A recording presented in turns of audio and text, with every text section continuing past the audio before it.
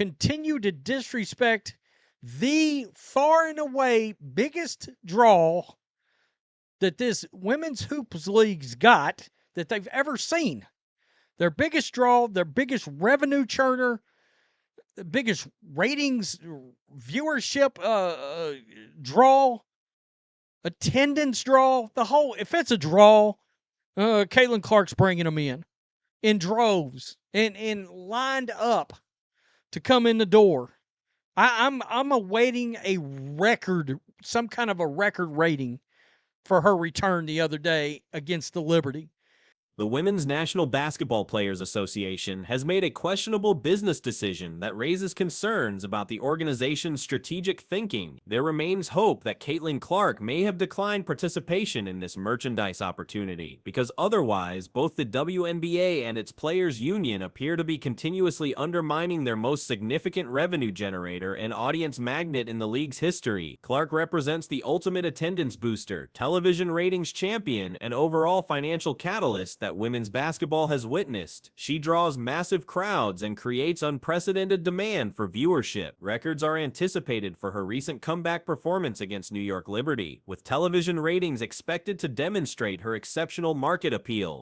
I'm awaiting for that viewership rating to come in for television. I got a question. If you were going to market a product and the WNBA was going to be officially involved in it, would Caitlin Clark not be the #1 overall draft pick that you would have? Well, to the Players Association and the people involved with it, I guess not. And this is baffling to me. It's terrible business.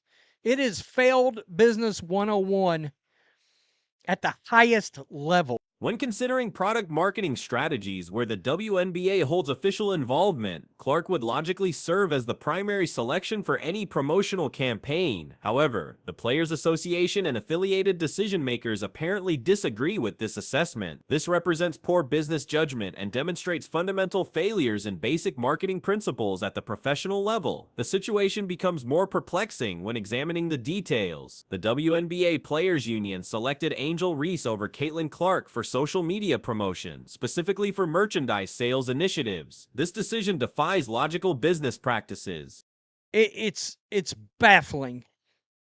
I cannot even believe this. The WNBA Players Union chooses Angel Reese over Caitlin Clark in social media post. It's not just social media post. It's choosing her over Caitlin for something that involves merchandise sales. Are you kidding? What a joke. What a joke. I mean, this is the exact reason. Such choices suggest underlying resentment and competitive jealousy influence the selection process.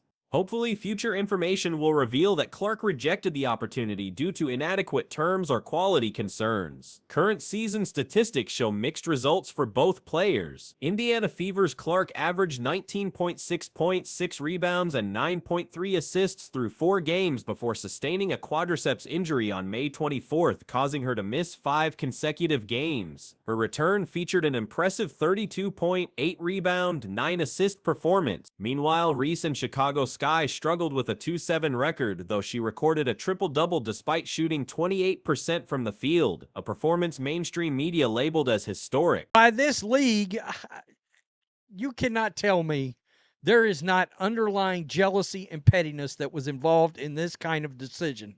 Again, I hope to God we find out Caitlin Clark is turned down an opportunity. This was beneath her. Something. I saw this and was like, this is nuts.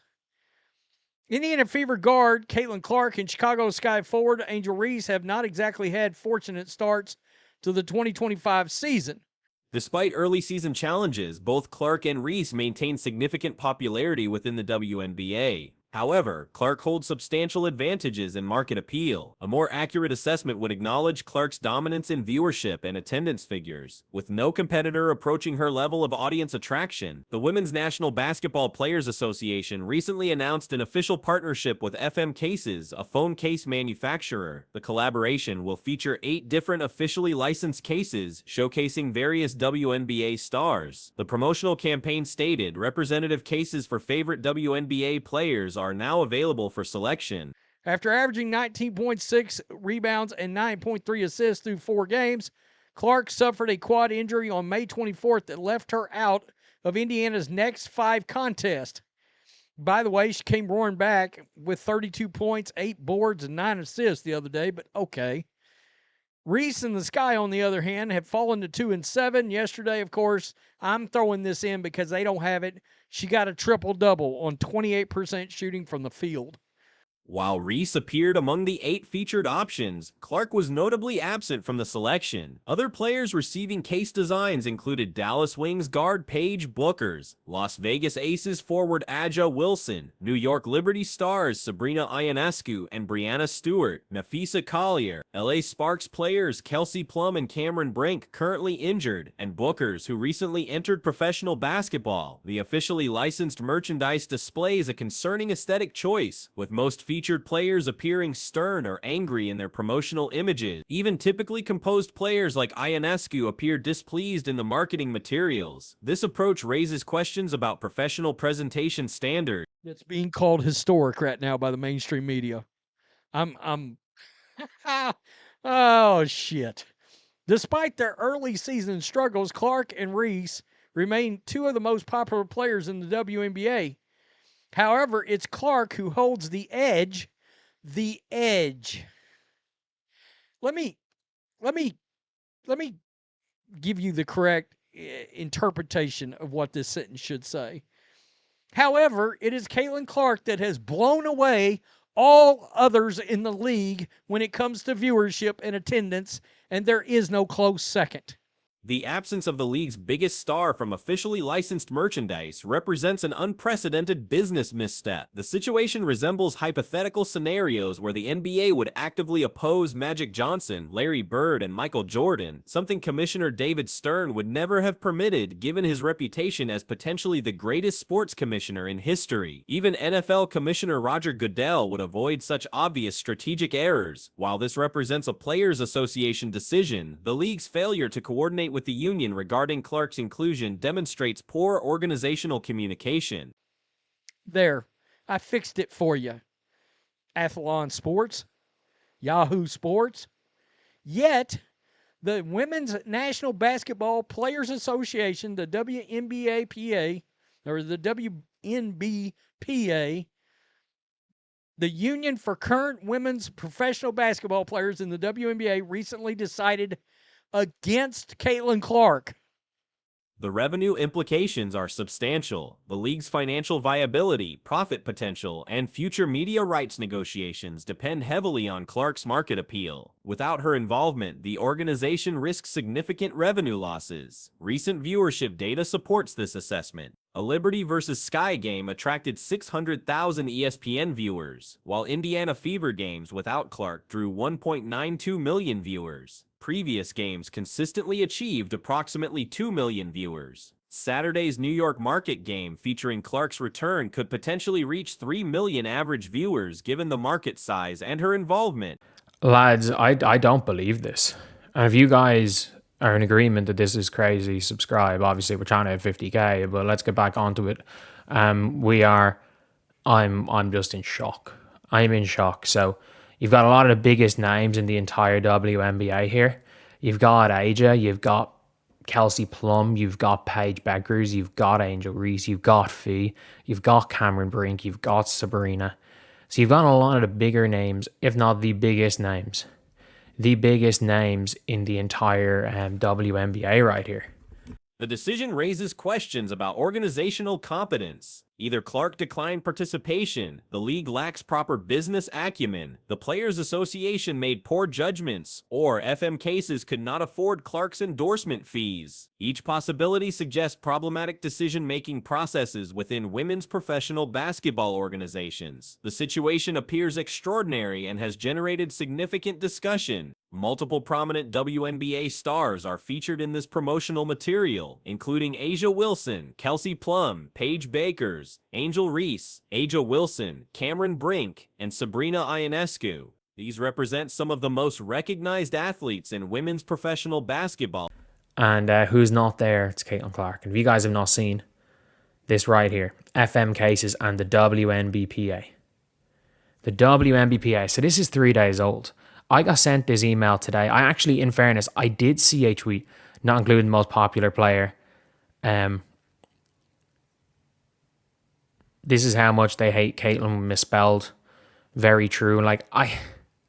Notably absent from this collection is Caitlin Clark. A recent development emerged 3 days prior regarding phone cases associated with the WNBPA, Women's National Basketball Players Association, and the WNBA. Social media discussions highlighted the exclusion of the league's most popular player, with some noting the misspelling of Caitlin's name in related commentary. The situation raises questions about the decision-making process. When one athlete consistently draws crowds and viewership, her absence becomes conspicuous.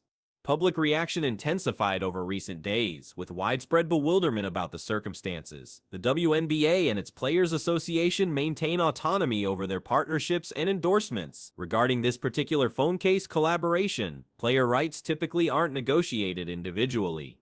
The WNBPA generally reaches collective agreements, similar to arrangements with NBA 2K, where the Players Association negotiates on behalf of all members. I don't know what exact... So one player puts people in their seats you don't include. It genuinely seems like everybody going mad about this. So this only started happening around the last day. But at the end of the day, look, the WNBPA can do whatever they want, I guess. And if this case is with the WNBPA, as far as I'm aware, players' rights are not done separately. I think the WNBPA can come to mass agreements like what they did with NBA 2K. Understanding how these negotiations typically function with players' associations and gaming companies provides context. However, the specifics of this arrangement remain unclear. The hope would be that the WNBPA established an agreement with the phone case manufacturer, who then needed individual player approval for representation, and perhaps Caitlin declined participation. The WNBPA logo's presence on the promotional materials suggests organizational involvement. This development originated several days ago, though broader attention emerged more recently through social media discussions and direct communications from observers. Initial social media posts mentioned the WNBPA creating products without including Caitlin Clark's endorsement. The specific tweet that sparked this discussion proved difficult to locate subsequently, highlighting how quickly information spreads through social media channels. The situation presents several possible scenarios. One possibility involves the WNBA or WNBPA directly declining Caitlin's inclusion. Another scenario suggests Caitlin herself opted out of the arrangement. The most favorable interpretation for all parties would be Caitlin's voluntary withdrawal, avoiding negative optics for the league or players' association. Historically, the WNBA has readily featured Caitlin Clark in marketing when financial benefits are involved. This makes her absence particularly noteworthy. Multiple hypothetical explanations exist for what transpired, though concrete facts remain unavailable. One theory suggests the phone case company negotiated a deal with the WNBPA for 8 specific players at a predetermined rate. Under this arrangement, they received their compensation upfront and selected 8 athletes, choosing not to include Caitlin Clark among them. If the WNBPA received a flat fee rather than performance-based compensation, they might have prioritized broader product sales over relying solely on Caitlin Clark's popularity. The logic being that diverse representation might encourage more varied purchases rather than concentrating demand on one player's merchandise. While this reasoning has some merit, it's not necessarily sound business strategy. Nevertheless, such decision-making wouldn't be unprecedented given past organizational choices. Regardless of the underlying circumstances, circumstances, the visual appearance creates unfavorable perception. The situation's optics are problematic, regardless of whether the WNBA or WNBPA made specific decisions regarding inclusion or exclusion. With this saying it was an agreement with the WNBA and BPA, knowing how the negotiations work with NBA 2K, with the players associations and stuff, and again, I could be very wrong with this, but I don't think this is something that'll be on an individual by individual basis. I hope I'm wrong. I hope it's a case that the WNBPA had made an agreement with this brand. A pattern emerges regarding situations involving Caitlin Clark. Previous incidents include unusual media questioning about her social media activity, followed by the WNBPA attempting to revoke a journalist's credentials for asking about an on-court incident involving potential intentional contact. The journalist Christine Brennan's persistent questioning style appeared accusatory, suggesting deliberate intent behind the contact. While the actual intent remains unclear, the questioning approach seemed inappropriate, though not necessarily worthy of credential removal. When another player was asked about related bench behavior, she appropriately declined to comment. However, the WNBA media attempted to remove those persons' credentials, while individuals with existing credentials have made derogatory comments about Caitlin Clark, including inappropriate nicknames and comparisons. The WNBPA has consistently failed to support Caitlin Clark in any disputes or controversies.